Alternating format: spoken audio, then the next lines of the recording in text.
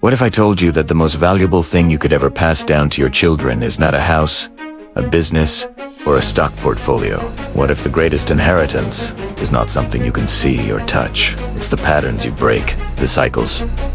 And this is the real legacy, the one that shapes generations. We all inherit things from our families, not just physical traits like the color of our eyes or the shape of our nose, but also emotional and behavioral patterns. We inherit ways of communicating, ways of handling stress, ways of showing love, or ways of not showing it.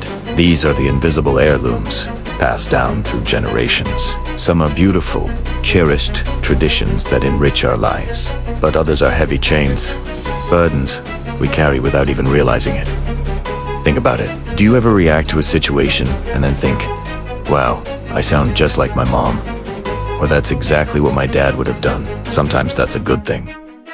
But what if the reaction is rooted in anger, fear, or anxiety? What if the pattern is one of avoidance, of shutting down, of not talking about the hard stuff? These are the cycles that need to be broken. These cycles can be big, obvious things, like a family history of addiction or financial instability, but often they're much more subtle. It could be a pattern of passive-aggressive communication, where nobody ever says what they truly mean. It could be a cycle of perfectionism, where love and approval always feel conditional, tied to achievement. It could be a legacy of emotional suppression, where everyone is expected to be strong and never show vulnerability. These subtle cycles are like invisible scripts we're handed at birth, and we often play our part without ever questioning the role. We learn that this is just how our family is. We accept it as normal, but just because it's familiar doesn't mean it's healthy. And it certainly doesn't mean it has to continue. Breaking these cycles is one of the hardest, but most rewarding things you can ever do. It is like being the first person in a long line of dominoes to stand up and refuse to fall. It requires immense self-awareness, courage, and a willingness to get uncomfortable. It means looking at the parts of yourself and your family history that are painful and saying, this stops with me. It's a conscious choice to say, the anxiety that has plagued my family for generations will not be my children's normal. The communication breakdowns that caused so much hurt will not define their relationships. The belief that our worth is tied to our productivity will not be the measure of their lives. So how do we do it? How do we become the cycle breaker? It starts with awareness. You can't change what you don't acknowledge. This means getting brutally honest with yourself. Observe your own patterns. When you're stressed, what's your go-to coping mechanism? When you're in a conflict, how do you respond? When you're feeling insecure, what story do you tell yourself? Look for the echoes of the past in your present behavior. This isn't about blaming your parents or your grandparents. They were likely doing the best they could with the tools they had, tools they inherited themselves. This is about understanding. It's about seeing the pattern not as a personal failing, but as a generational inheritance. This perspective shift from blame to understanding is incredibly powerful. It gives you the power to change the narrative. Once you have that awareness, the next step is to choose a different path. This is the active part. This is where the real work begins. It might mean learning new ways to communicate.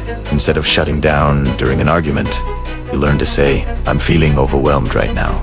I need a moment, but I want to come back and resolve this.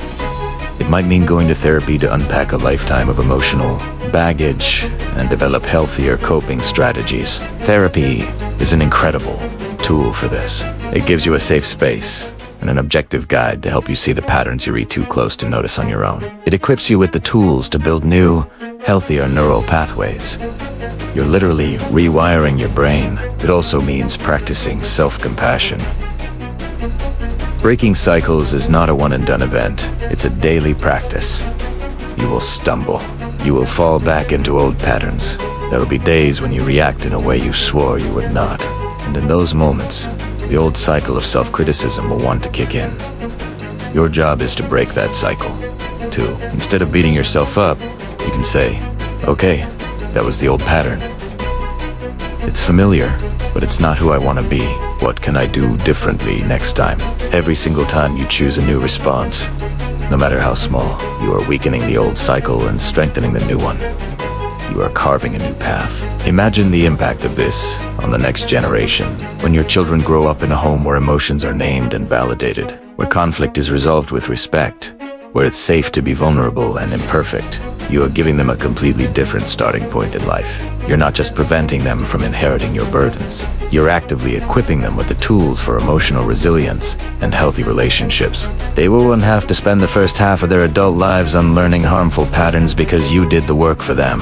They get to start from a place of health and awareness. That is an inheritance more valuable than any trust fund. Let's think about what we're really passing on. A parent who is emotionally reactive teaches a child that the world is unstable and that emotions are dangerous. A parent who learns to regulate their own emotions, to pause before they react, teaches a child that feelings can be managed and that it is possible to feel safe even when things are hard. A family that never talks about money problems passes on financial anxiety and a sense of scarcity. A parent who breaks that cycle by talking openly about budgets, saving, and responsible spending passes on financial literacy and empowerment. A parent who constantly criticizes themselves teaches a child that they are not good enough.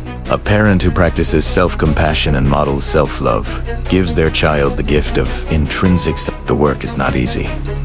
It can feel lonely. Sometimes, your own family might not understand why you're changing. They might see your new boundaries or your new way of communicating as a rejection of them or the family itself. That can be incredibly painful. But you have to remember who you're doing this for. You're doing it for yourself, for your own peace and well-being, and you're doing it for the generations that will come after you. You are the bridge between a painful past and a healthier future. So, when you think about your legacy, don't just think about what you'll leave behind. Think about what you'll stop from being passed on. The real inheritance is not in the assets you accumulate, but in the cycles you break. It asks in the courage to face the darkness of the past and choose to create a lighter future. It's the quiet, daily work of becoming the person you needed when you were younger. That is the legacy that truly lasts. That is the inheritance that changes everything. Thanks so much for watching. If this video resonated with you, please give it a thumbs up and share it with someone who might need to hear it. And if you're on this journey of breaking cycles, I'd love to hear about it in the comments below. What's one pattern you're working on changing? Let's support each other. Don't forget to subscribe for more content on creating a life you love. See you in the next one.